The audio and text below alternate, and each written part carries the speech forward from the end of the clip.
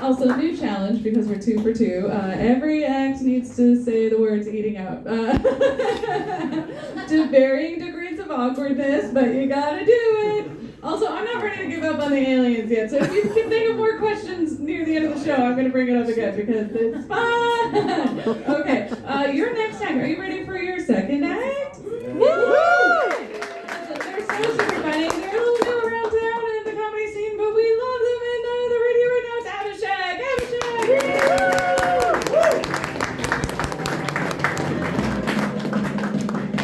Thank you. I'm very happy to be here tonight. As evident, I'm sure you could tell by the poster, I am the evening's diversity hire.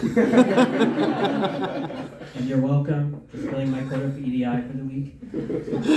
Right off the bat, I should tell you I'm a double minority. I know it's shocking, but people always like to ask me, what am I? I'm pretty sure it's obvious that I'm brown and a Jew. We're out there, we're rare. No, I'm just messing with you. I'm brown and I am gay, so still can get after your jobs.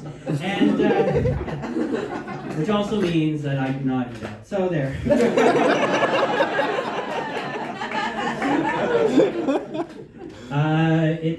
It's funny because people don't seem surprised by the gay part anymore. And I think it's because that I got to that point now where I just look like someone who's on his knees often. Which is fine, it's a very accurate portrayal, so I'll take it.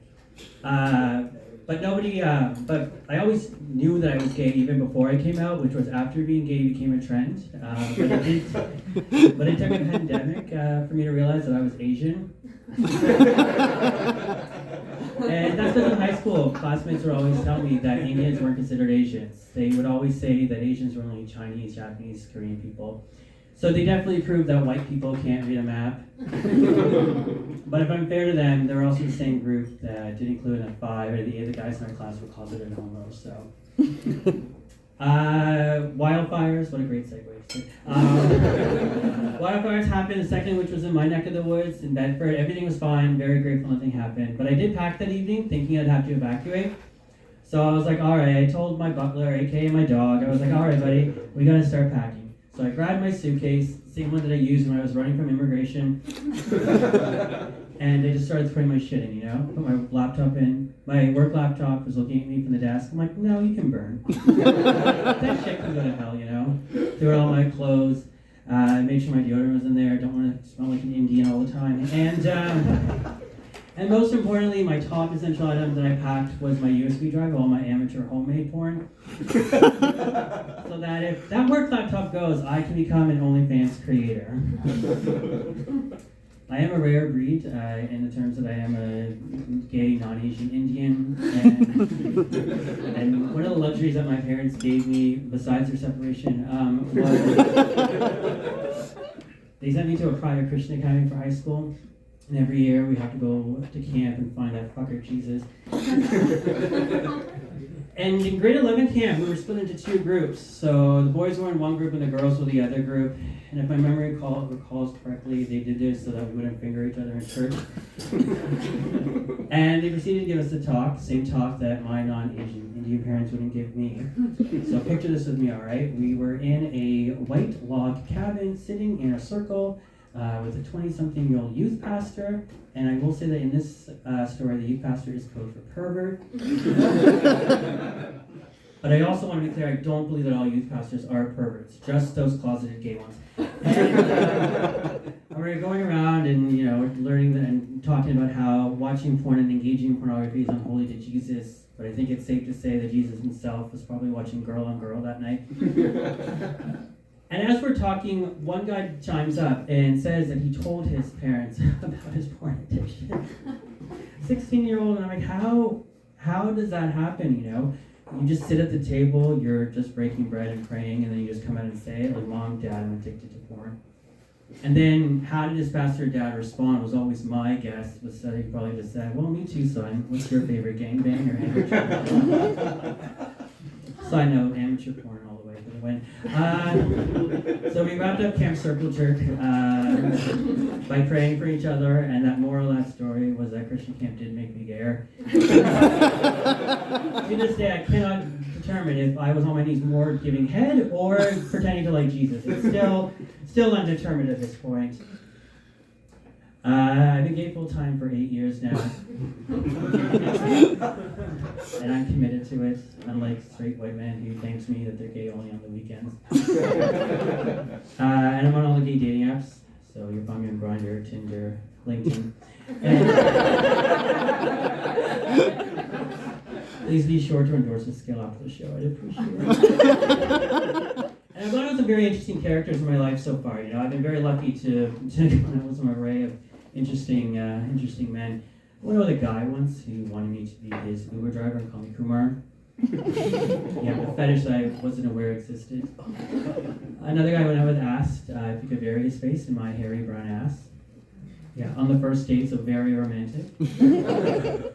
Another guy I went out with said that his priority for him in a relationship was dating anybody was kink. And I was like, yeah, that's fine. You know, look at me. I'm a kinky kind of gal. Blindfolds, handcuffs, eye contact. I like it all. He, on the other hand, was into pain, torture, knife play. Knife play was his favorite. He really wanted to have sex with knives.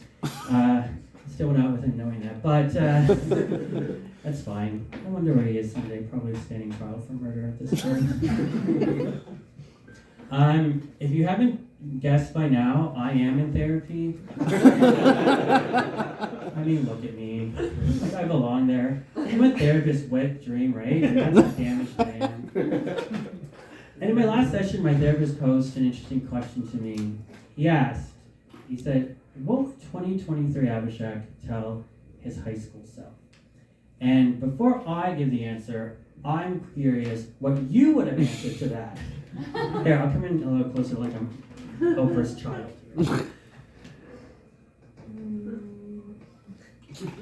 I've got time, go ahead. Church camps. Go to what? Go to more church camps. Are you religious? No. Okay, well mine was very different than that. I kid you not that I said, without even missing a beat, I said that I would tell my high school self that life is going to be okay, that you will be happy one day being a gay man, and that you should sleep with your high school English teacher, because life also is shit, alright? Pandemic, wildfires, flood, just take it, alright? Sleep with your English teacher, take every opportunity. And don't worry about how you're going to perform with him, alright? I can guarantee my high school self that when you're done with that English teacher, he will only be remembering your name and not George Orwell's anymore. I think my favorite part about being gay is the fact that I can't get anybody pregnant.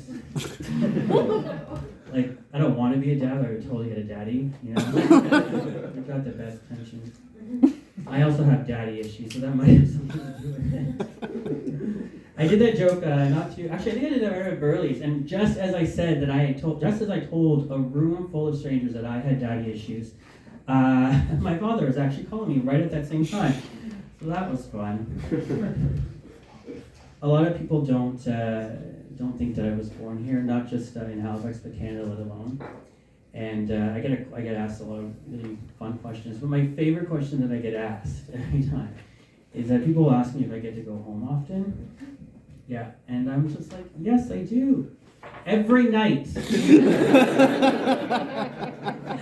I just need to take the 102 highway, and I'm there in no time. I don't understand. You know, I speak English. I don't smell like curry. I was born here. Come on. That was nice of them to check in, though.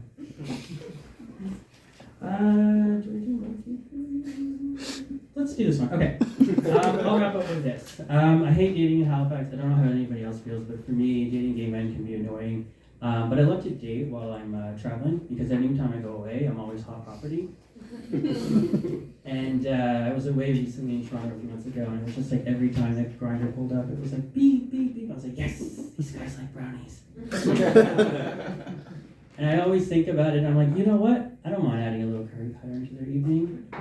I mean, who doesn't love a dash of non-Asian curry in their bed, am I right? All right, that's my time, and I'm returning to your regular scheduled programming, which is more white comics. Thank you.